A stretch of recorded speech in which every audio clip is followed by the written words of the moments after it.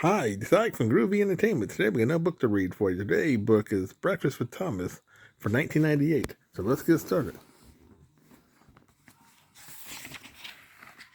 Thomas the Tank Engine was a very useful engine. He was so useful that he was given his very own branch line to run on. You could almost go without me now, joked his driver with a laugh.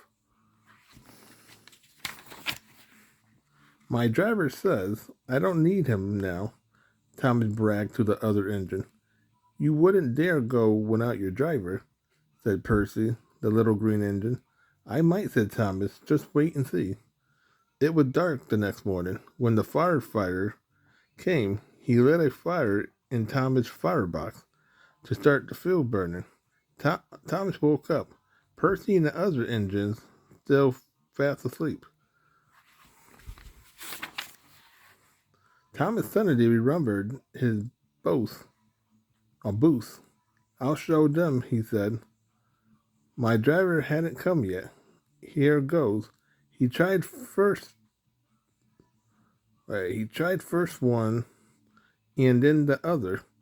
They're moving, he whispered to himself. Very, very quietly, he headed for the door. Thomas thought he was being clever, but he was only moving because a careless cleaner had meddled with his control. When Thomas tried to stop, he couldn't. He just kept rolling along. The buffers will stop me, Thomas said hopefully, but his wheels left the track and crunched on the pavement. Oh no, he exclaimed, and shut his eyes. Up ahead was the station master house. He and his family was inside having a breakfast of ham and eggs.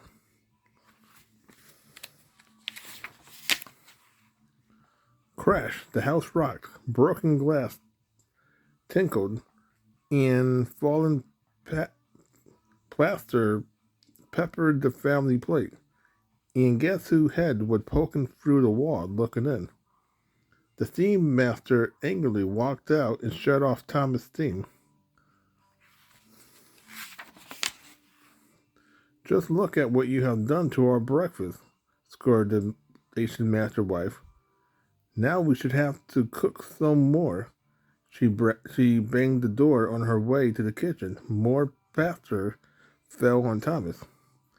Thomas felt sad. The plaster tickled his nose. He wanted to sneeze, but he didn't dare in case the house fell on them. Nobody came for a long time. Everyone was much too busy. At last, workers propped up the house with strong poles. Then they laid rails through the garden, puffing hard. The twin engine, Dino and Douglas, managed to haul Thomas back to the yard. Thomas' smokestack was bent. Bits of fence, a brush, and a broken window frame decorated his badly twisted front. He looked quite silly. The twin engine laughed and left him. Thomas knew he had behaved badly. Sir Topham Hatter, the railway controller, came by to take a look. You are a very naughty engine, he said to Thomas. I know, sir, Thomas said. I'm sorry, sir.